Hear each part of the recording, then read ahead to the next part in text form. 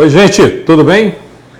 Maravilha, de novo, hein, Mário? Agora tu já sabe, né, que você, nessa aqui que é a essa potente, câmara melhor, foi feita para os melhores. Essa aqui é a minha, aquela ali é do geral. É do geral. Então tu se liga nisso. Eu posso ficar olhando para ali e começar o programa, porque a gente já está com um certo atraso de alguns Eu minutos. acho que a tendência é que até o final do ano a gente comece na hora, né? Não, o próximo já vai ser na hora. Ah, é? O próximo já vai ser na hora, porque hoje teve aquele probleminha. Combinar com os russos, né? Hoje teve aquele probleminha, lembra? Pode levantar um pouquinho a tela? Isso aí. Assim. Estamos bonitos ali. Mas vamos lá. Papo hoje é Quissamã e Campos. A gente vem fazendo aqui uma série de conversas e análises sobre o município do Estado do Rio de Janeiro, em razão das eleições municipais que acontecerão esse ano. Aqui nós não temos tarô, não temos aqui bola de cristal, né? Não fazemos adivinhação. Então aqui não existe essa coisa, quem vai vencer a eleição, quem não vai vencer a eleição. O que nós hoje fazemos aqui é uma análise da política local, e essa análise ela leva evidentemente a considerações sobre a questão eleitoral. E a gente analisa muito o movimento dentro dos municípios, o que aconteceu no passado, como é que foi a construção da política nesse período. Até porque, quando a gente fala de política, a gente também está falando de passado, das coisas que ocorreram e que podem resultar, podem mexer muito com a campanha esse ano. Já falamos aqui sobre o Rio de Janeiro, falamos depois sobre Niterói, se não me engano, lembra de mais alguma coisa? Falamos Nilópolis e Nova Iguaçu, e hoje vamos para Quissamã e Campos. Depois de um bom almoço, isso é que nos atrasou, uma boa feijoada, não foi, Mário? Você gostou, né? O torresmo está batendo até agora. Né? Então foi bem. Não comi feijoada, preferi um peixinho, porque eu estou tentando me controlar e tal. Você está pisando mesmo no acelerador, né? Em ritmo de campanha, né? Já está. Na estrada você come qualquer coisa. Eu quando vi a sobremesa do Mário, meu Deus do céu, pelo amor de Deus, se eu como aquela sobremesa, eu morro em 5 minutos ali, eu saio já detonado. Mas vamos lá. Antes, porém, o Mário, que é profissional de pesquisa, sujeito que lê pesquisa melhor que todo mundo, eu sou testemunha disso. O Mário vai falar agora, e a gente vai bater um papo sobre a última pesquisa que saiu, sobre a aprovação e rejeição do governo Jair Bolsonaro. Houve um crescimento da popularidade do Jair, não é isso, Mário? Exatamente. Pesquisa? Pesquisa CNI-MDA, né, que foi publicada agora em janeiro de 2020, que mostrou um crescimento na popularidade do Jair Bolsonaro. E Jackson, os números do Bolsonaro, né, de aprovação e desaprovação, são números que vão ficar sempre flutuantes, né?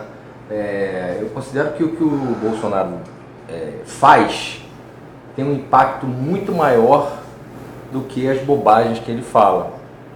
Então, aquele segmento da sociedade, né, mais centro, que votou com o Bolsonaro, por vezes ela se sente privilegiada com algumas ações dele. Então ela desce, ela sobe, ela vai de acordo com as ações do Bolsonaro. E a gente tem que levar em conta também que esse crescimento dele, essa aprovação pessoal de 41% para 47,8% em janeiro, tem a ver também com a tradicional expectativa, aquele otimismo do brasileiro, né, no final de dezembro, começo de janeiro, em relação ao ano, porque os números da economia são números que deixam a população com um sentimento de otimismo. Então, assim, quando Bolsonaro caiu na popularidade, aquilo ali é uma flutuação. Na verdade, ele vai ficar sempre aí entre 41% e 48%, vai ser a popularidade dele. Óbvio, se ele conseguir melhorar ainda mais a economia, os números da segurança, a tendência é ele, dentro dessa flutuação, ele aumentar ainda mais. Se a gente estivesse medindo isso milimetricamente, todos os momentos, né, aí vai aqui uma curiosidade, certamente ele teria caído muito em popularidade nas últimas 24 horas e deve ter voltado a crescer nos últimos minutos. Por quê? Porque ele andou com essa ideia maluca de tirar a segurança pública do Moro. E aí E com certeza ali, rapaz, houve uma confusão. Tanto é que ele chegando lá fora, o Jair tem muito essa facilidade, ele disse assim, quem falou nesse negócio de mexer na segurança? Eu? Tem nada disso, não vou mexer nisso. Mas a verdade é que o Jair tem o público dele, o público que ele atende com as coisas que ele faz, com o que ele diz, permanentemente. E é o que você diz, de vez em quando sobe, de vez em quando diminui. O Jair Bolsonaro está enfrentando uma guerra grande, né, de uma esquerda que dominou o Brasil durante 27 anos corridos. A gente já falou sobre isso algumas vezes, falei aqui também, né? Quando o Fernando Collor foi eleito pela direita. A expectativa era muito grande que ele desse certo. Não deu certo, as coisas se modificaram. A esquerda empurrou a população para cima do Collor, o Collor foi embora. De lá para diante, até a chegada do Bolsonaro, a esquerda comandou o Brasil. Comandou com o Itamar Franco, comandou com o Fernando Henrique Cardoso, que muita gente queria que não fosse esquerda e começaram a dizer que era direita, nunca foi, por biografia, por que ele escreveu, pelo que ele esqueceu, e etc. É a esquerda. Lula se elegeu, então o Brasil foi um pouco mais para a esquerda, Dilma se elegeu, o Brasil foi mais para a esquerda ainda, com Michel Temer. A verdade é que nesses 27 anos da esquerda no comando, ela ocupou todo o espectro político nacional, ocupou toda a estrutura administrativa de todas as máquinas, inclusive dos tribunais, e agora a chegada do Bolsonaro, ele está enfrentando uma onda enorme, né, contra ele, é natural, mas isso vai se verificando ao longo do caminho. Ok? Podemos voar? Existe uma guerra aí de narrativa, né, direita e esquerda, em relação ao governo vigente, e a questão maior é assim, se a comunicação do presidente fosse profissional, porque não é, né? Uma coisa é o que o presidente faz pessoalmente, outra coisa é a comunicação institucional. O que o presidente faz pessoalmente não tem qualquer tipo de estratégia. Eu acho que se a comunicação do presidente fosse uma comunicação mais profissional, com mais planejamento, essa aprovação dele certamente estaria lá nas alturas. Mas o bicho é meio ciumento também, né? Meio vaidoso. Você vê que os grandes políticos, você trabalhou com alguns, né? Eles têm essa coisa instintiva, né? Eles gostam dessa coisa do instinto. Você vê, se você fosse para o lado técnico, né? Trabalhar tecnicamente a comunicação, o Sérgio Moro esteve no Roda Viva, na segunda-feira. Você vê que a reação na rede, na imprensa, por mais que todo mundo não quisesse, foi muito positiva. O Sérgio Moro deu um banho, deu mesmo. 6 jornalistas ali tentaram, durante todo o tempo, intrigar o Sérgio Moro com o Jair Bolsonaro, tentaram das formas de fazer com que o Sérgio Moro se sentisse constrangido de ser ministro. No entanto, o Sérgio Moro venceu todos eles. Aí tem uma posição extremamente positiva a favor do Sérgio Moro. O que deveria fazer o Jair Bolsonaro no dia seguinte? Né? Agir no sentido de pegar essa onda positiva e empurrar mais para frente. E aplaudir até. E aplaudir. Ele fez o contrário. Ele ameaçou de tirar o ministério do cara. Por quê? Porque é o velho ciúme. Né? O velho ciúme. A estratégia dele é zero. Mas está funcionando, está indo. Eu já tenho dito aqui a você que ele está indo no jeitão dele. Se ele fosse melhor, certamente a esquerda já estaria enterrada há muito tempo. A esquerda não está enterrada porque ele não é de todo bom. Mas vamos caminhar para onde agora? Vamos caminhar agora para... Quissamã? Tomar um cafezinho? Vamos? Dá pra gente tomar um cafezinho antes de continuar? Dá para tomar um cafezinho antes de continuar? Não, né? Vamos embora, mano. Vamos embora. A gente já entrou atrasado. Senão o povo levanta, fica chateado. A nossa equipe aí atrás do... Bom... Mas vamos lá.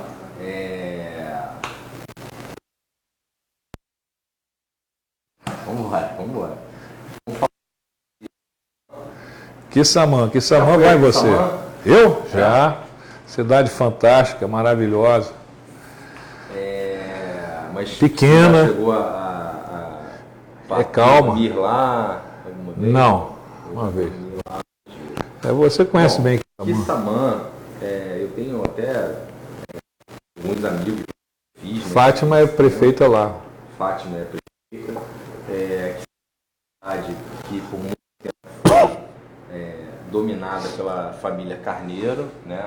Uma família muito tradicional na cidade.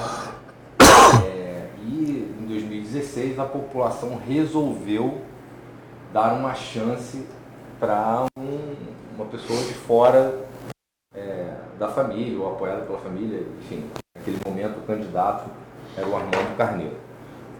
E a Fátima é uma política egressa do PT, que não é da cidade, não é nascida e criada na cidade, e que se estabeleceu na cidade, pegou essa onda de 2016, acho que talvez o outro lado tenha cometido alguns erros. Eu considero, Jackson, que pesquisa é uma coisa que você tem que pesquisa. Se seguir uma pesquisa errada, você sabe muito bem disso, você é mestre, você vai para o lado errado. Tá? Já vivi isso. Pesquisa é uma coisa que você não pode economizar. Eu acho que as medições não foram muito boas, né, em relação à eleição de 2016. Você ainda tem aí aquele vídeo daquela coleguinha nossa que fala sobre esse negócio, o cara contrata pesquisa com qualquer um. Ah, eu tenho. Pô, você tem? Aquela coleguinha nossa? Então, pede para botar essa pesquisa aí, esse videozinho, que eu aproveito e peço um cafezinho aqui que eu tô seco. Solta aí, o diretor.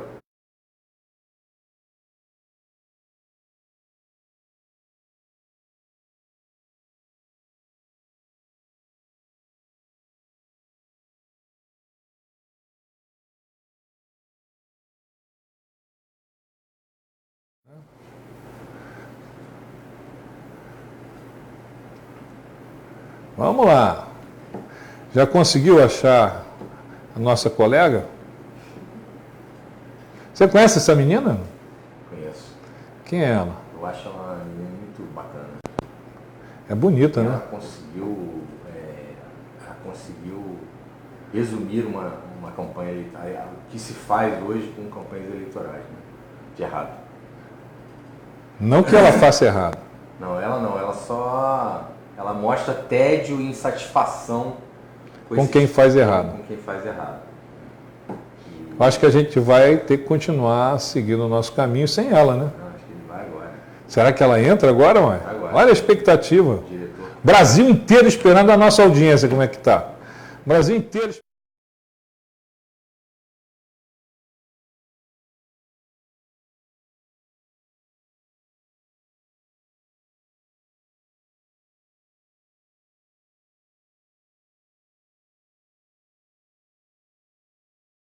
Ah, mas o meu sobrinho também mexe no Facebook.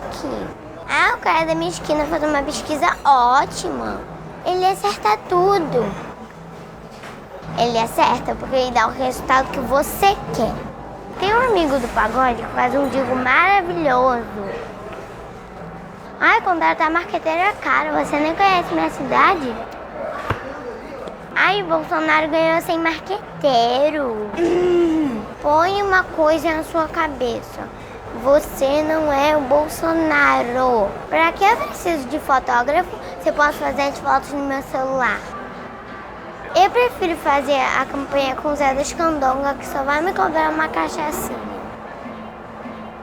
Faz um disparo de WhatsApp pra minha cidade. Eu tô feliz com essa pesquisa, contrata outra. Campanha eleitoral não é coisa de criança. Seja profissa.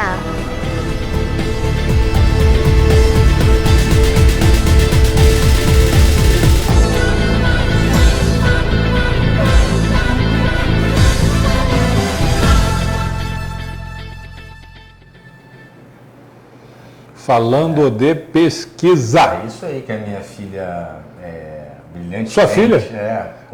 Pô, você devia ter dito no início, cara, pô. O que minha filha brilhantemente quis dizer é isso. Então, assim, pesquisa é uma coisa muito importante que não deve ser subestimada. Não, vamos fazer isso aqui que é mais barata, mas não dá para fazer mais. Deixa eu contar um caso aqui que você vai gostar sobre pesquisa, que eu acho. Eu entendo pesquisa, Mário, como sendo você sente alguma coisa, você vai ao médico. Aí você vai ao médico e diz a ele, estou sentindo esse problema, estou com esse problema. Aí o médico diz assim, você passa uma série de exames para você fazer os exames. Você faz os exames, volta, ele vai identificar pelos exames o problema que você tem, E ele passa o medicamento, e você toma o medicamento e volta com outros exames para ver se melhorou. Né? Outro dia eu estava explicando isso a um grupo aí com quem a gente trabalha, dizendo que pesquisa é mais ou menos isso. Você tem que avaliar como é que está o ambiente, né? E etc. Mas eu tenho um grande amigo, Rubem Medina, que você conhece, e o Rubem tinha uma coisa interessante. Toda vez que a gente saía do plenário da Câmara, ele passava no serviço médico. Ele tem uma saúde de ferro, mas ele não acreditava nisso. Né? Então a gente passava sempre no serviço médico.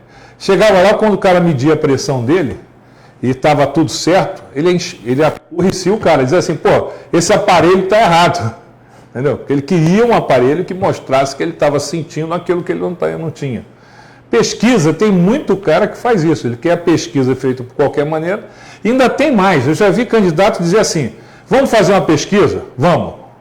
Ah, então espera que eu vou melhorar o ambiente e você faz a pesquisa. Né? Não tem muito isso? Vou mandar o pessoal para os pontos de fluxo.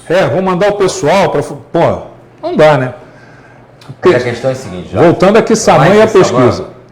Nós temos hoje um cenário muito polarizado, né, entre o Armando Carneiro, que já foi prefeito da cidade, e a Fátima, que se elegeu prefeita em 2016. O fato é que esse cenário de cidades pequenas mostra sempre boatos, fofocas, conjecturas, suposições, e nesse momento existe essa dúvida lá sobre quem seria o candidato da família Carneiro. Se seria o Armando Carneiro ou se seria a mulher dele, Alexandra Moreira, que se elegeu vereadora pela cidade de Quissamã. Ela tem uma característica muito combativa, agressiva, ela é opositora ferrenha à prefeita de Quissamã. E o Armando tem um perfil mais calmo, mais tranquilo, ele observa mais, ele é tipo do interior mesmo, ele está sempre olhando o macro, ele ouve bastante. Então sempre fica dúvida sobre qual seria o melhor perfil para ser candidato, né? E a gente tem que entender uma coisa, o Jacques, que eu queria até chamar a atenção, ver até o seu comentário a respeito disso. Eu acho que o governador do Rio de Janeiro, Wilson Witzel, será um forte cabo eleitoral nessa eleição 2020 por conta da atuação agressiva nessa área de segurança, e ele vai para dentro porque ele tem aspirações ou de reeleição a governador ou nessa pré-candidatura à presidência da República, que acho que até ele já desistiu. Mas ele vai ser um forte cabo eleitoral nessa eleição, ainda mais no interior, onde ele tem um foco enorme estratégico, né? Todo governador cai para dentro das cidades. Então, do lado da família Carneiro, que vai ser apoiada pelo Wilson Witzel, eles têm isso a favor. O que eles têm contra, e que é uma característica da eleição 2020, é que quem está na máquina leva uma enorme vantagem em relação à oposição. Porque a máquina tem dinheiro, porque a máquina pode fazer ações, iniciativas nos lugares onde ela está mal para poder reverter a situação. Eu entendo até que um candidato, um prefeito com uma rejeição até 50% tem condição tranquila de reverter a situação. E a Fátima tem isso, ela tem uma prefeitura com orçamento que parte de royalties de petróleo, né? Então ela tem muito a fazer, ela tem essa vantagem a seu favor, e do outro lado tem o apoio do governador e também um certo desgaste da prefeita. A avaliação dela, eu tive acesso a uma pesquisa quantitativa, a avaliação dela não é tão confortável para... existe uma coisa que é fundamental, né? Eu faço sempre questão de lembrar isso. Quer dizer, o meu campo é muito da estratégia de comunicação. E existe uma ação política que é muito interessante a gente prestar atenção nela e que serve quando a gente discute quem está na máquina e quem está fora da máquina. Né? É uma questão da ação humana. E aí eu sempre digo isso, nós seres humanos só mudamos de posição na vida, e eu tenho incansavelmente dito isso em todas as campanhas, você só muda de posição na vida diante de duas circunstâncias. Uma, você está insatisfeito com a situação atual, ou seja, no seu emprego,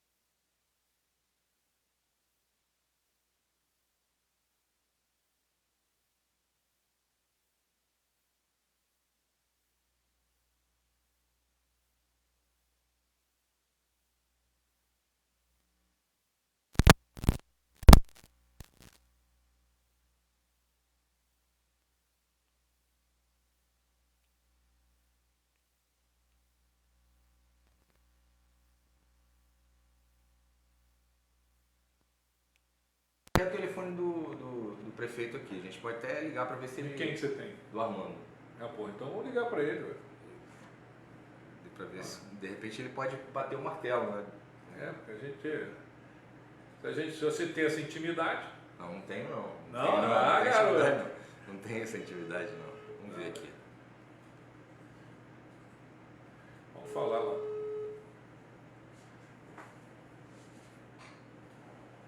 Alô? Armando? Oi, Oi, Armando, tudo bem? Quem tá falando é Mário Marques. Mário Marques. Oi, Mário, tudo bom? Tudo bem, querido? Tudo. Como é que estão as coisas aí em Quissamã? Falar contigo. Tá tudo bem, tudo caminhando direitinho. Muito trabalho aí? Muito trabalho. Então, Armando, desculpa te incomodar aí essa hora. A gente está ao vivo aqui numa live. E não sei se vai te incomodar, mas assim, a gente está com uma dúvida aqui. Eu acho que só você pode tirar essa dúvida, né?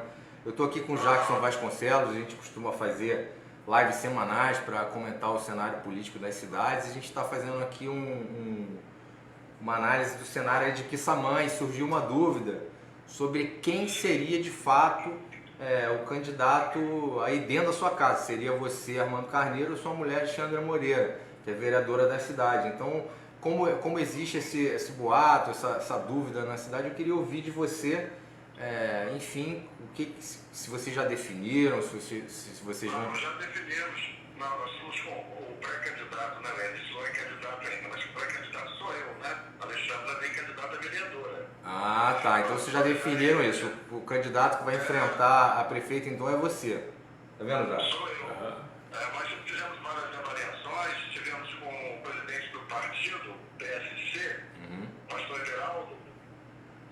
Já, inclusive, comunicamos a ele, comunicamos ao pastor Everaldo, né, a nossa decisão e tudo, né? E nós estamos firmes aí, vamos me filiar ao PSC. Muito bom. Aliás, é um partido que eu fui prefeito 2 mandatos, né? Pelos 2 mandatos eu fui pelo PSC. Entendi. Então, o 20 já é um número conhecido aqui na cidade, já vai ajudar. Entendi.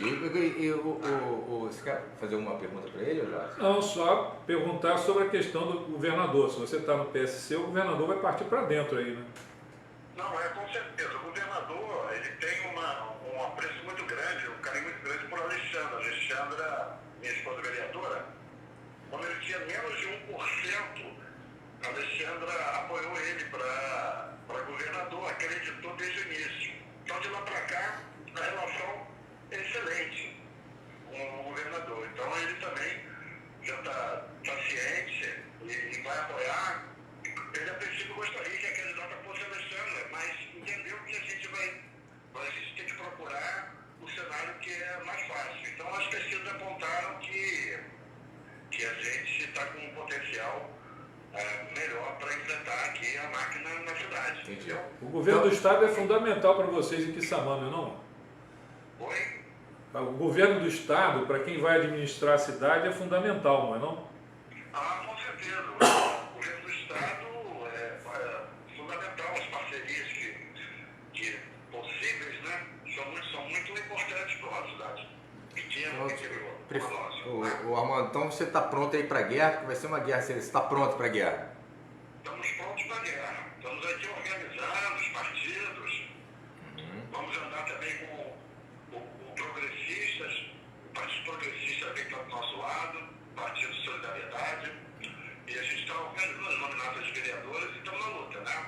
Entendi. Tá ótimo. E muito animado, porque a rua tem nos animado.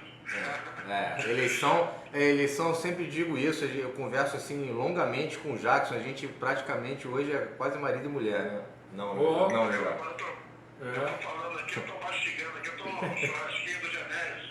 Ô, dá um abraço no Genésio. Dá um abraço no Genésio aí, gente boa. Eu e Jackson, a gente sempre fala aqui que as pessoas dizem, não, é rede social que ganha a eleição. Assim, a rede social é um pedaço da campanha, mas nada substitui o aperto de mão, o abraço, o olho no olho, né? É muito importante. É verdade. Bom, Armando, muito obrigado por atender a gente. Fiquei muito feliz. Você foi todo meu, Mário. Tá bom? Muito bom falar com você. E estamos aí para novas conversas e vamos conversar mais vezes. Tá ótimo. Boa sorte aí na sua campanha, que você seja feliz, tá bom? Manda um abraço para Alexandre e para todos aí. Tem alguém dizendo que parou. Obrigado. Um abraço, sucesso. Um abração. Tchau. Valeu. Vamos lá. Tá aí. Decisão tomada. O pré-candidato a prefeito que vai... parou ou não? Que vai enfrentar a prefeita Fátima, confirmado pelo próprio pré-candidato Armando Carneiro. É um candidato fortíssimo, né? Um candidato com muita popularidade na cidade, uma tradição na família, um cara tranquilo, um cara acessível, né? Você bate na porta dele, ele te atende, seja você quem for. Então acabou a dúvida, né? A eleição passada foi um ponto fora da curva no Brasil todo. Verdade. Bom, é isso. A eleição de Quissamã é definida, né? Essa certamente vai polarizar entre Fátima e Armando. Acho que a gente pode agora ou tomar aquele cafezinho também ou partir. Vamos tomar um cafezinho. Podemos tomar um cafezinho? Não sei, depende. Vamos lá. Não, então vamos direto para Campos. Vamos direto para Campos. Vai sem café para Campos? Vai sem café para Campos. Vamos embora. Chama-se Campos de Goitacazes? Dois Goitacazes. Dois Goitacazes ou Campo dos Garotinhos? Não, Porque eles andaram querendo mudar o nome, eu me lembro disso. Alguém pensou assim, algum daqueles bajuladores do casal chegou a imaginar o seguinte, Campo dos Garotinhos. Vamos lá. Campos é uma cidade muito interessante para se fazer política e para se conversar sobre política, não é não, Mário? Você fez campanha lá, né? Fiz. Assim, eu gosto muito da família. A família sempre me tratou com muito carinho, com muito respeito. Família Garotinho. A família Garotinho. Eu acho que a cidade... As campanhas que eu fiz foram muito contra eles. A cidade lá é uma cidade estratégica, especialmente para posicionamento do governo do estado. Geralmente os governos vão forte para lá, porque é uma cidade populosa, que dita os caminhos da região. E, assim, Campos é uma cidade que, com a entrada da família Garotinho a partir de 89, quando o Garotinho virou prefeito, ficou sempre entre a família Garotinho e a família Viana. E isso continua, né? Isso continua. Existe hoje um desgaste, né, desses clãs em todas as cidades do estado. E lá em Campos, em 2016, esses clãs, na verdade, eles foram derrotados por um rapaz, um garoto chamado Rafael Diniz, um garoto jovem que era vereador na cidade, combativo. Eu acho que a gente, no caso de Campos, a gente tem que aplaudir o trabalho que foi feito de marketing do Rafael Diniz. De certo, fizeram uma boa qualitativa, uma boa quantitativa. Ele foi preciso nas aparições, no que falar, no que não falar. Ele trabalhou bem, o Garotinho faz muito bem, que é a arte da repetição. O Rafael Diniz também trabalhou muito bem a arte da repetição. Ele todo dia, seja na live que ele propôs diariamente, seja na rua, ele falava em desgoverno. Essa palavra ressoou bastante na cidade. E a área de marketing dele, acho que foi brilhante em algumas coisas. Eu lembro eu chegando num hotel de Campos e o meu assistente falou: Mário, você já viu o jingle do Rafael Diniz, que fizeram um clipe? Rapaz, não vi ainda não. Quando eu dei o play lá, eu vi o jingle, eu fiquei assustado, porque o jingle era absolutamente fantástico. Fantástico. Tinha um clipe com o pessoal fazendo aquela dança do passinho, era um funk bonito, com uma mulher cantando bem, melodia com funk, uma coisa linda. E aquilo ali, você tem uma ideia da força daquele jingle, as cidades da região, as boates, começaram a tocar o funk. Eu me lembro disso. É um negócio absurdo. Eu não participei da campanha lá, mas eu me lembro muito, porque esse jingle ficou famoso, muita gente falou dele. E assim, quem enfrentou o Rafael Diniz foi um representante da família Garotinho, que foi o Dr. Chicão, um médico, é um cara até fora da política. Ele teve um problema, ele machucou a perna, teve que andar de como é que é o nome? Gesso, né? Teve dificuldade de locomoção. Acho que a campanha lá foi tocada muito às pressas também, sem muito planejamento, com a mentoria do Garotinho, né? Ele... Foi um ano difícil para o Garotinho. Foi um ano também, difícil, um ano complicado. A Rosinha era prefeita, a Rosinha estava tendo muitas dificuldades financeiras, como todas as cidades que... Muita notícia de inelegibilidade, de afastamento. E assim, eu acho que, de certa forma, foi até um alívio assim, para a família, porque o Rafael entrou com um discurso de que ia fazer diferente, cortou todos os projetos sociais, tirou a marca da família Garotinho de dentro da prefeitura e não entregou nada para a população como forma de compensar. Né? E a situação dele hoje é muito grave em relação à imagem dele. Eu vi uma pesquisa no outro dia. Uma rejeição muito grande. Eu não, diferentemente da avaliação que faz de lá, eu não descarto a força da máquina, né? A força da máquina, ele vai crescer, não acho que ele está morto, ele vai crescer, mas a situação dele, de fato, de reversão é muito difícil, porque a população apostou nele como alguém diferente, que ia fazer algo diferente, e a população está muito satisfeita. Acho que o depósito de esperança no Rafael Diniz foi enorme, foi gigantesco, e a frustração foi do mesmo tamanho. Essa questão que aconteceu em Campos, fazendo um pouco de avaliação. Aconteceu em Campos, aconteceu em outras cidades. Vou te dar 2 exemplos. Um foi Samuca, em Volta Redonda, foi uma questão muito parecida, onde você tinha um tradicional que era o Neto, disputando sempre o dono da cidade, do ponto de vista político, há muitos anos. E a questão, lá Samuca findou virando a mesa com relação à eleição. Entendeu? Entendi. É porque está dando algumas... Não. Pode continuar. Ele ficou falando assim... Não, pode continuar. E quando fala sobre Campos, ele se emociona. Porque é melhor o café, eu acho melhor. Né? Ele está angustiado, não é de café. Mas enfim. Vamos lá. Então, voltando, falando de Rafael. Os pré-candidatos lá são Rodrigo Não, mas deixa eu colocar isso. Continua, por favor. Nós tivemos Rafael Diniz, um fenômeno. Uhum. Esse Rafael Diniz se repetiu em Volta Redonda com Samuca. Foi o mesmo quadro. Uhum. E se repetiu também em Teresópolis. Teresópolis também houve o mesmo processo. Um jovem fora da política, chegando desconhecido, e que ganhou a eleição. Então houve uma onda nesse sentido. Quando a gente fala de Rafael Diniz, a gente precisa lembrar de uma coisa que a estratégia também define. Geralmente, quando você assume um governo, né, em que você vem de uma tradição e você rompe essa tradição, o pior caminho que você pode traçar é tentar apagar essa tradição de uma vez só. Tentar ser dono do governo. Pelo que você está dizendo, foi o que Rafael tem feito, é o que Rafael tem feito em Campos. Quer dizer, eu tenho que apagar Garotinho da memória da população e eu nascer em cima das cinzas dessa memória. Isso não dá certo e nunca deu certo em lugar nenhum. O que seria ideal? Você manter as coisas interessantes e boas que o governo anterior fez, da tradição, e criar as suas propostas novas e a partir dali substituindo as outras. Mas você ia falar de quem são os candidatos lá. Verdade, sim, Rafael e mais o filho de Garotinho. Né? Então, o que acontece em Campos?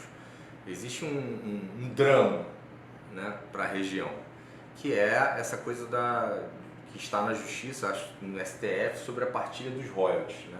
Estima-se que, caso essa redistribuição dos royalties passe, que Campos perderia 500 milhões do orçamento. Né? E só a folha de pagamento é cerca de 1 bilhão e 100 milhões. Então, a cidade ficaria em frangalhos. Na verdade, assim, a cidade já está em frangalhos. Né? E com essa possível nova realidade, a cidade ficaria ingovernável e teria que se achar uma forma de se compensar essa perda. E aí isso é uma coisa que se resolve em Brasília também.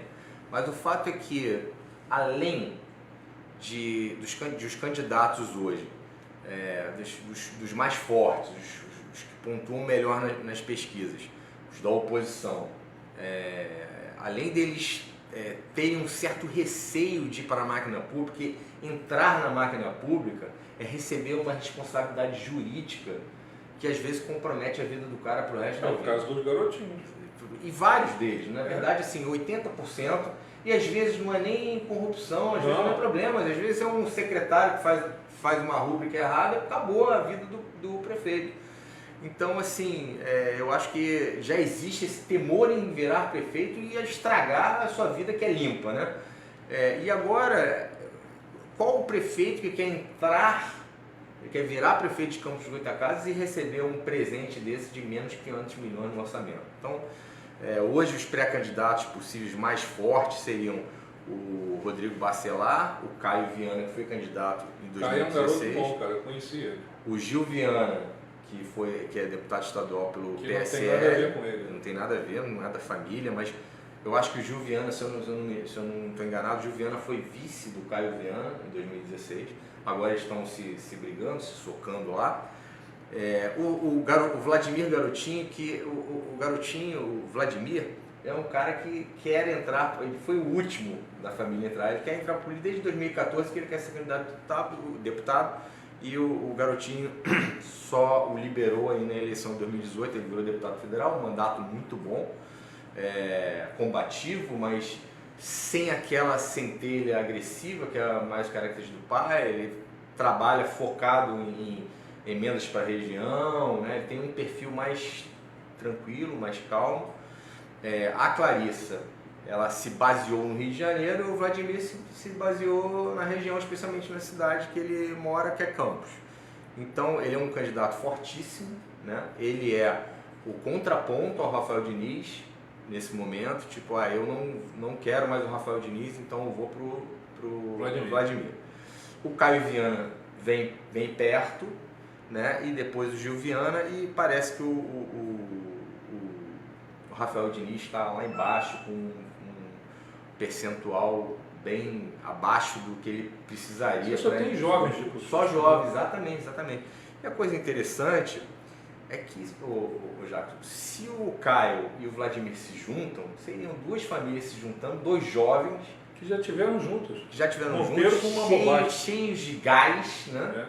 E poderiam fazer uma administração bonita na cidade. Mas eu acho que existe hoje uma fogueira de vaidade muito grande, né, na cidade, de rivalidades. Eu acho que não sei se isso pode acontecer. Mas o fato é que a eleição em Campos é muito difícil para o prefeito, mas eu reitero, não se pode subestimar o prefeito, quem está lá na máquina comandando o processo.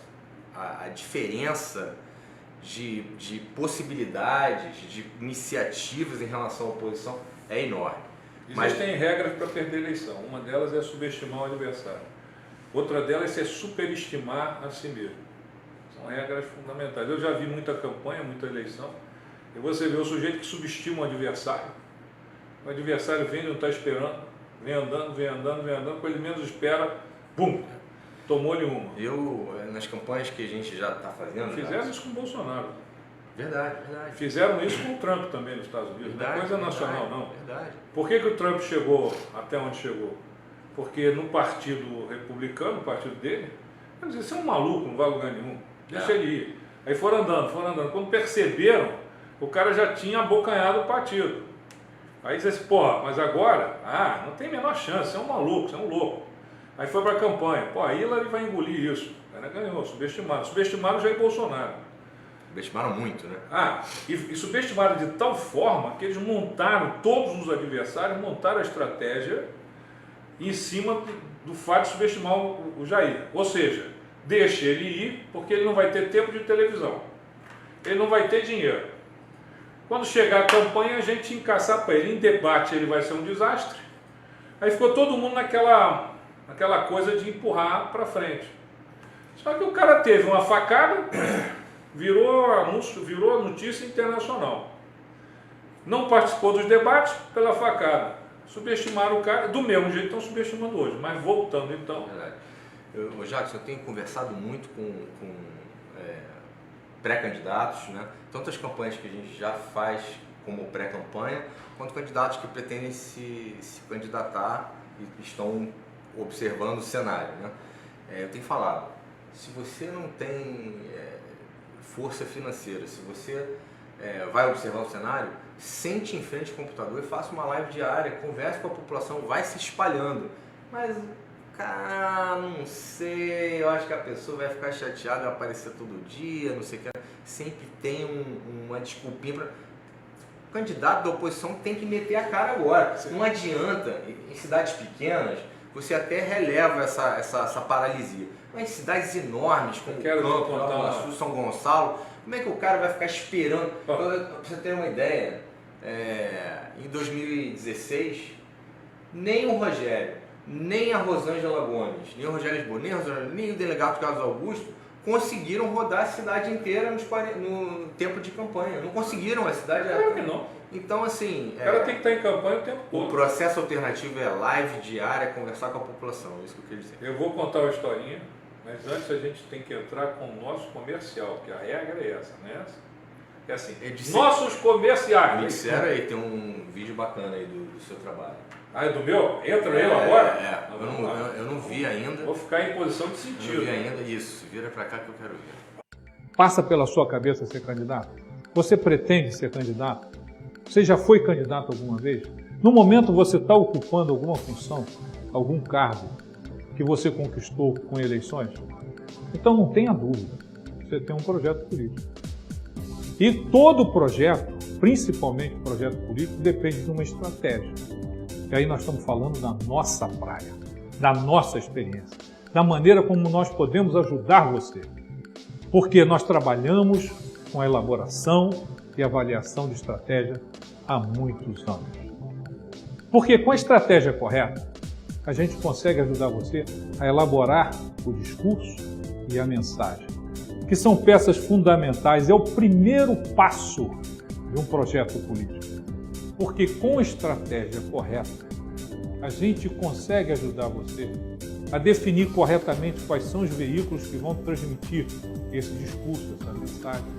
Você deve usar em determinados momentos as mídias sociais, uma relação com a imprensa, nas reuniões com o seu partido, com a sua equipe, ou comícios, quem sabe. Com a estratégia correta, a gente consegue ajudar você a elaborar a sua agenda de trabalho, seja de campanha, seja para a função que você está exercendo. Eu já vi muito projeto político acabar em água porque houve um erro na elaboração da agenda. Muita gente acredita que a agenda é marcação de compromisso, não é não. Existe uma série de providências para o antes da agenda. Existe uma série de providências para o depois da agenda. Com a estratégia correta, a gente consegue definir com clareza todas as situações sob o aspecto da oportunidade e da ameaça. Saber em cada situação, em cada ocasião, em cada circunstância, como é que pode se apresentar a oportunidade para o sucesso do seu projeto político ou a ameaça a esse projeto. Com a estratégia correta, a gente define os atributos positivos e negativos seus e dos seus adversários. Com a estratégia correta, a gente faz do seu projeto o nosso projeto. Você pode conhecer muito mais do nosso trabalho visitando os nossos espaços na mídia social, principalmente o nosso site. Lá você vai encontrar uma série de situações que a gente vive em campanha, inclusive algumas dicas importantes para quem faz campanha e para quem exerce mandatos eletivos, ou seja, para quem tem projeto político. Quero também ter uma interação com você.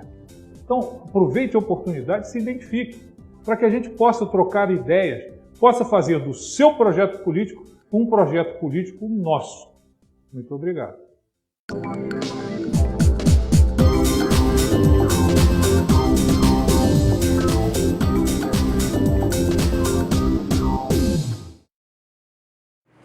Ficou longo, hein, Mário? Não é só um professor, é um galã, né? Eu sou um galã, você viu? Um galã. Cara, deixa eu te contar uma historinha sobre esse negócio de presença de candidato, né? O candidato presente. Porque tem candidato que acha que não tem que estar presente. É o que você diz, o cara surge em cima da hora. Mas tem uma história antiga que eu ouvi numa palestra, depois eu fui reproduzindo, nunca paguei royalty disso, porque eu nunca soube quem é que contou essa história. Mas disse que era a história de um rapaz que foi para o Vietnã. O rapaz tinha uma namorada, era apaixonado, enlouquecido por ela e ela por ele. E, porra, na hora que ele foi convocado, ele tinha que ir, ela sofreu muito, ele sofreu muito e tal. E ele disse, pô, mano, eu vou voltar, eu tenho certeza que eu vou voltar com vida e tal, e a gente vai se casar e vai se dar bem. E aí ele foi para a guerra. E ele, aonde parava, cada 5 minutos, ele mandava uma carta para a namorada dele. E aí no início ele começou a receber algumas respostas, depois as respostas não vinham mais. E ele continuou mandando, isso é natural, porque eu estou na guerra, geralmente não chega, o correio não chega, eu não recebo em lugar nenhum, estou mudando e tal. Ele passou na guerra, terminou a guerra e ele voltou. Aí foi lá na casa da moça, se voltei, né? Foi lá, bateu na porta, assim, pô, aí atendeu uma senhora. Aí a senhora ainda tomou um susto, pô, você voltou, que bom, pô, deu um beijo nele e tal. Ele perguntou, e a Tânia? A Tânia casou com um carteiro. O carteiro ia todo dia lá levar a carta, ela se apaixonou por um carteiro. O político, ele perde a eleição às vezes por isso. Ele acha que basta chegar na hora da eleição, aparecer, apertar a mão. Hoje em dia não é mais assim. E a forma dele estar presente o tempo todo é na comunicação direta, que é o que você estava falando. A gente está extrapolando, né, líder? Os horários? Nós estamos com 50 minutos, com intervalo, com tudo? Pô, nós estamos bem. Mário! Não, para finalizar Campos, né? Vamos finalizar Campos. Finalizar Campos. Que eu espero que estejamos lá também, né? Juntos. Né? Bom, então, Campos, o Rafael Diniz tem esse desafio. Rafael Diniz foi o ponto fora da curva, né? Ele tem esse desafio de diminuir a rejeição, né? Ele precisa achar formatos para se reinventar. A população está com, digamos assim, uma parte da população está com asco da imagem dele, né? Eu acho que ele demorou muito ele ficou quase 2 anos falando, não, eu peguei um legado maldito, e a população já se encheu o saco desse discurso, né? Coisa. E, enfim, está esperando uma resposta do prefeito. Prefeito, e aí, é isso que você tem? É isso? O seu mandato é isso que o senhor apresentou? Então, eu acho que ele vai ter que ter uma grande reação, fazer uma boa qualitativa para tentar reverter esse cenário de rejeição. E do lado da oposição aí, se o Vladimir resolver ser o candidato, né, da família Garotinho, é um forte candidato, e ele e o Caio Viana juntos seriam eu conheci o Caio, cara, numa dessas eleições, eu estive com o Caio me fez uma visita e tal. Eu achei, inclusive na época, a gente não tinha nem esses fenômenos, né? Eu cheguei a dizer isso a ele. Eu acreditava muito que ele, pelo perfil jovem e tal, e ele carregava um pouco o peso do sobrenome Viana, que ele seria a figura que substituiria o clã Garotinho, como aconteceu com o Rafael Diniz. Eu acreditei muito que o Caio pudesse ocupar esse espaço naquela época. Depois fiquei distante de Campos, fui tocar a campanha pelo Rio, em outros lugares fiquei muito distante. Mas lá você tem um processo, né, que é um ponto fora da curva. Campos é garotinho sempre, garotinhos se afastaram, Rafael Diniz assumiu o governo. Quando você assume o governo numa situação dessa, a expectativa é enorme sobre você, se você não souber trabalhar essa Ganhou no expectativa. primeiro turno, né? Pois é. Ganhou no primeiro turno, com a votação estrondosa. Então, havia uma expectativa muito grande, né? Se o governo dele está ruim, se ele está ruim de imagem, é porque ele não soube administrar essa expectativa na comunicação. Aí vem uma questão, Mário, que aí já caminhando para a reta final, na questão de estratégia e tal. Muita gente ganha eleição, faz pesquisa durante a campanha, terminou a campanha, o cara acha que terminou a vida. Se ele ganha, ele vai para dentro do governo e não trabalha nunca mais com pesquisa. E quem perdeu também não se dá o trabalho de continuar acompanhando o adversário que ganhou com pesquisa. Então ele não sabe. Aí ele vai descobrir que o governo dele está mal na época da eleição. Eu garanto que se ele tivesse trabalhado com pesquisa desde o princípio, cada medida que você vai tomar... Medir tudo, né? Medir tudo, ir para a rua. Ah, eu não vou usar dinheiro do governo para fazer pesquisa. Pô, vai para a rua. Vai para a rua, pede a tua equipe para ir, porque quando você não está, o cara fala mal de você. Você sabe o que está acontecendo. Né? Agora, por exemplo, está chegando campanha, aí alguns vereadores começaram a inventar um negócio de governo itinerante, mandato itinerante, faltando 6 meses para uma eleição, 8 meses, tinha que fazer o itinerante os 4 anos de mandato. Claro, né? claro. Porque aí você não é atropelado pelo processo. Não é mais, eu acho que o mundo mudou, acho que hoje em dia o mandato do prefeito, o governo, não pode mais ser feito dentro do gabinete, o cara tem que fazer o governo na rua. Vou aqui, como é que asfalta essa região aqui, vamos tentar, vai lá, estuda, leva o secretário de obras. É um pouco de síndico mesmo, né? E eu acho que a população sente falta da presença do prefeito. Quanto mais o prefeito está ausente, maior a rejeição. Agora vamos falar um pouco do Rio de Janeiro, que é a nossa cidade, né? Rio de Janeiro tem uma emolação de candidato. Emolação, assim, nada mudou em relação ao que a gente conversou, né? Da última vez. Os candidatos de oposição observando o cenário, conversando, não tem ninguém. O único cara que eu vejo que está mais afirmativo, né, sou candidato, é o Paulo Messina. O Eduardo Paes tem feito um trabalho interessante, né, de mostrar o trabalho dele lá no BYD, mas também não se coloca como candidato, né? Então, assim, não sei, tem vídeos aí, diretor? Vamos mostrar esse vídeo aí do Eduardo Paes, porque é um modo diferente de se comunicar, mostrar assim, eu não dependo do poder público. Eu não preciso ser prefeito da cidade para viver. Olha aqui, eu sou presidente da América Latina, algo assim, dessa companhia privada. Mostra aí, por favor, diretor. Fala aí, gente, tudo bem? Bom, toda vez que eu posto algum vídeo, né, ou alguma foto na internet, nas redes sociais, falando que eu estou na China, falando da BYD, da BYD, as pessoas me perguntam o que é isso, o que você está fazendo na China e tal. Então eu já expliquei isso aqui algumas vezes, você que já ouviu essa explicação, por favor, não siga assistindo porque eu vou explicar de novo. Né, ou seja, eu estou gravando esse vídeo aqui da China, né? Então, assim, em 2017, né, quando eu saí da prefeitura, no final de 2016, eu tinha estabelecido uma relação, tinha me aproximado muito do Michael Bloomberg, que foi prefeito de Nova York, agora candidato até a presidente, está disputando lá pelo Partido Democratas, e ele conhecia uma empresa chamada BYD, que é uma empresa chinesa, né? E esse pessoal estava procurando um executivo para tocar as coisas da empresa na América Latina, né? Do México até a Argentina, Chile. Então ele me indicou. Para isso eu fiz lá as entrevistas, né? Como qualquer pessoa, enfim, que vai assumir alguma função, e a empresa me contratou. Então desde 2017, desde aquele ano que eu saí da prefeitura, do primeiro ano que eu saí da prefeitura, eu comecei esse trabalho na BYD. Eu me demiti no meados de 2018, quando eu decidi ser candidato ao governo do Estado. Essa parte da história você já conhece, eu perdi a eleição, Queria ter ganho, mas perdi. E aí, quando terminou a eleição, eu fui convidado de novo para voltar para a empresa, né? Então, desde o final da eleição de 18, eu voltei para a empresa, estou trabalhando. Todo mês de janeiro, desde 2018, 19, eu já tinha perdido a eleição, e agora 20.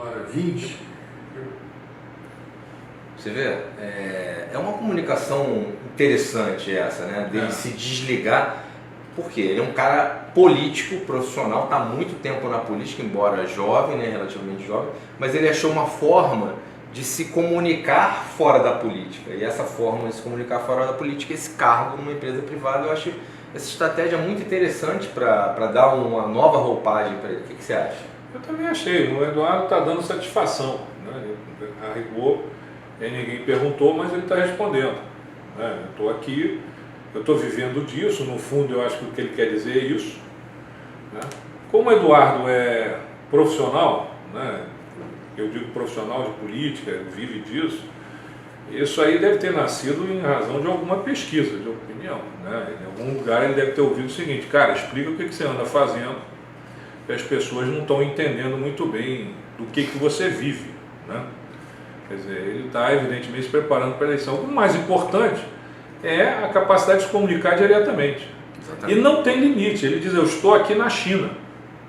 Da onde ele está falando. E a rigor ele está dizendo o seguinte: eu tenho emprego, estou empregado, as coisas para mim estão bem, perdi a eleição, vocês sabem disso, blá blá blá blá blá, e deu a explicação dele. Comunicação direta, evidentemente não para todos os eleitores, mas ele deixou um registro ali que toda vez que nego lá para frente disser assim: pô, esse que fazia o quê? Eu expliquei, eu disse do que eu vivi e como é que eu cheguei lá. Fui num processo de seleção. Faz uma comunicação interessante. Sem dúvida, ele foi indicado pelo ex-prefeito de Nova York, né? Agora, em relação ao Paulo Messina, né, que é um candidato, como se fosse um outsider, né? Ele não está entre as apostas da mídia, mas ele tem se colocado afirmativamente como pré-candidato e mostrando que o governo Crivella apresenta números que são frutos de incompetência da administração, né? E aí você vê a questão da comunicação do Messina. Se você pegar Messina e Eduardo, você tem dois polos. Um da política. Eduardo é da política, ele é a política, ele é composição, ele é acordo, ele é da política.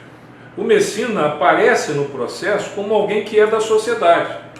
Não é um cara de composições de partido, não é um cara que tem um partido que dê a garantia a ele da vaga de candidato. Então você vê que a comunicação de um e de outro é diferente, né? O Messina fala muito mais para dentro da sociedade. A dificuldade às vezes das pessoas entenderem o político ele não tem. Você vê que ele está sempre falando para a sociedade como um todo. Esse é um processo que a gente enfrenta toda a eleição. Quem vem pela sociedade e quem vem pela política. No Rio de Janeiro, nós já tivemos candidatos que vieram pela sociedade, ganharam, perderam. Gabeira, Denise e outros que vieram pela política, né? Sérgio Cabral, Pezão, Pisciani. Você tem as figuras. O Eduardo é um cara da política. Ele não é um cara de fora. Embora ele tenha a preocupação de dizer ali: olha, eu estou fora e tal, mas fui candidato, fui prefeito duas vezes, fui candidato a governador, perdi a eleição e estou aqui, de certa forma, não quero dizer isso, mas estou aqui me preparando para ser candidato de novo. Comunicação do Messina é direto com a sociedade, num padrão diferente. Ele mostra matematicamente como a cidade poderia. Isso é muito interessante. Tem vídeo aí, o Richard, de algum desse do Messina? Vamos ver um pouco aí, 1 minuto e meio, tá bom? Tá bom para mim. Aí dá pra... A partir de hoje, eu vou ter mais um canal para a gente ficar mais próximo. Tudo que você vê aqui no Face já é vídeo pronto, certinho, mas o que deu errado, o que teve que mudar, os bastidores, ninguém viu. Agora o meu Instagram, que era só pessoal, também vai ter essas cenas publicadas toda vez que a gente fizer um vídeo aqui. Dá só uma olhada. Um joga ali e passa o caminhão só. Tem centro de bairro, as pessoas vão ficar achando que alguém escreve pra mim, que não é a gente que fala, entendeu? Estrutura aí. Eu gosto de câmera. Tem câmera que te engorda Todo vídeo vai. 6 quilos, você engordou 20. Todo vídeo. Copacabana tá abandonada. Você pensa que é só Copacabana? Não. A gente vai falar muito ainda sobre como colocar o Rio em local. Aí você vê o que eu estava te dizendo, é uma figura fora da política. O que ele está fazendo ali? Mostrando como é que ele produz os programas dele e etc. E qual é a grande vantagem dos programas? Ele ganhou um espaço enorme, inclusive de Globo, por quê? Porque ele é um professor, ele é didático.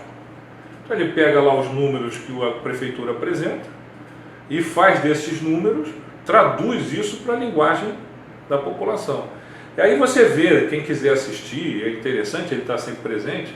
Hoje mesmo saiu um novo vídeo dele, estava numa praça e depois ele aparece falando sobre a questão do fechamento das OS, quanto é que custa isso, qual é o valor disso e tal. É uma comunicação direta sem a política. O Messina é um candidato que faz essa comunicação sem a política.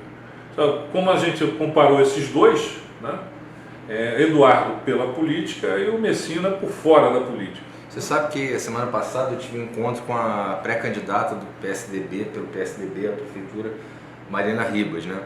E eu, particularmente, não sei se é quase um oferecimento, teria muita vontade de fazer aquela campanha, porque ela me lembra muito a atual prefeita de Roma, Virginia Raggi.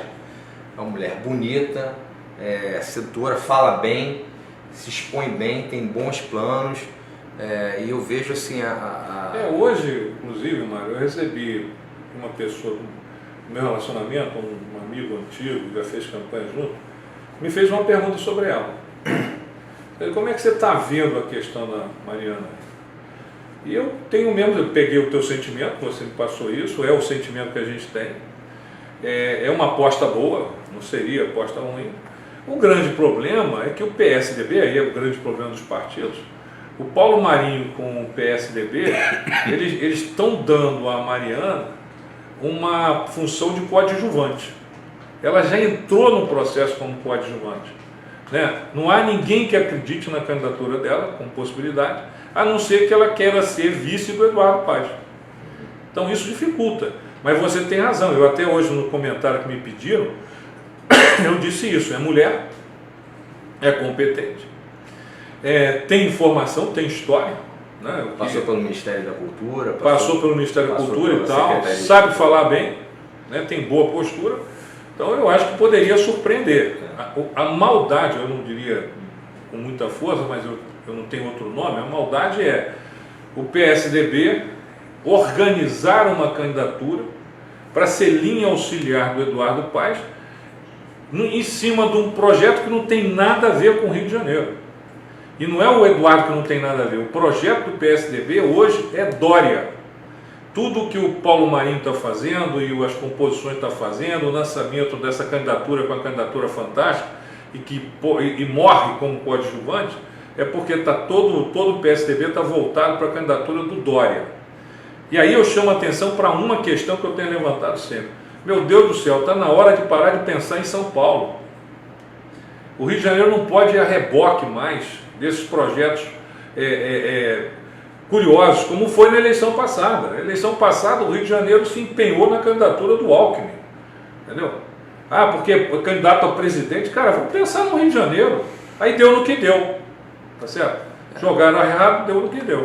Assim, Mariana é um bom nome. Me incomoda, Jackson, um pouco a pré-campanha que a Mariana está fazendo. Eu acho que nesse momento, janeiro de 2020, ela já tinha que estar voando na internet, todo mundo comentando sobre ela, bafafá, um buzzzinho em cima dela. E acho que está meio, tipo... É por isso, morno, porque a gente que está na política, você está aí, ela entrou como coadjuvante. Todo o Rio de Janeiro da política, o povo não... Eu vejo um potencial enorme. Eu também vi. Enorme na Mariana Ribas. E acho que a cada dia que eu me deparo com as redes sociais dela, eu me frustro um pouco pela falta da pegada, aquela coisa assim, de você olhar e a pessoa tá lá falando, eu sou pré-candidata, eu sou por causa disso. Fica uma coisa meio morna. Sabe aquele coisa do time de futebol que joga para não cair? É tipo o Fluminense, tá? O Fluminense já tem uns anos, tá só para não cair. Não cai. Ainda bem que você não falou o Vasco.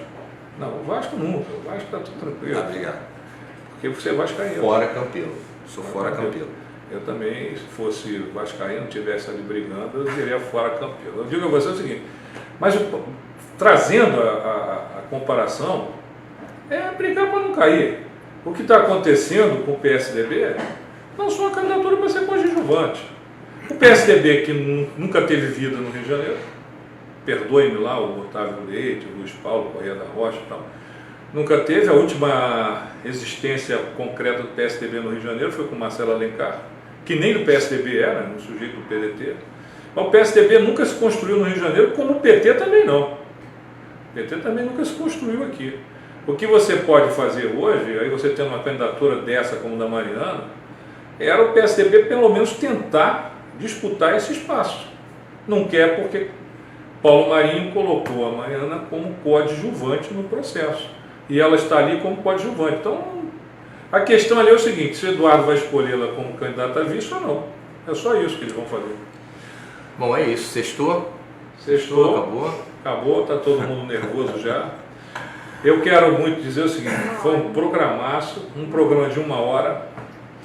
Não foi cansativo, porque eu estou bem, não sei lá o eu não sei pessoal, né? Pessoal. Porque para mim... E você sabe, Mário, nós dois temos o seguinte, né? Se a gente tivesse quem ouvisse a gente ia ficar a noite toda aqui. Ana? Bom, Matheus, tem sido um enorme prazer essa convivência com você aqui. E a equipe que está do outro lado da câmera? Eu espero que a gente tenha a oportunidade de fazer essa live na minha agência tambem, para a gente mudar de área. Doido para ir lá, cara. Vocês vão conhecer, a próxima vai ser lá no mais, vocês vão conhecer a estrutura. Ali é a estrutura, ali é pesado. Ali é pesado. E assim, estou muito feliz de estar aqui do seu lado. Você é um cara, um grande amigo, um cara muito generoso, um cara competentíssimo. E eu Continua. E eu queria... É um craque, o cara que escreveu esse troço aqui é um craque. Compra. Se você não quiser tiver dinheiro para comprar, eu tenho alguns exemplares aqui, eu mando para você. Escreve para mim que eu te mando. Eu tenho certeza absoluta que você vai fazer um ano fantástico nessas eleições, porque você é um produto muito necessário para esses candidatos que estão perdidos ou em busca de um caminho. Eu gosto disso. Valeu, garoto. Vamos embora, vamos para a próxima. Vamos para a próxima. Adiós.